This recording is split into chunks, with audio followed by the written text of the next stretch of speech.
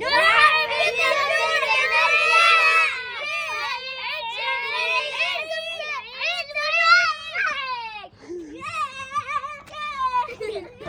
الله الرحمن الرحيم. متابعينا، وتشعيل تنور القناة بمنطقة سعال بولاية نزوة الحين إن شاء الله تعالى. 1 2 3.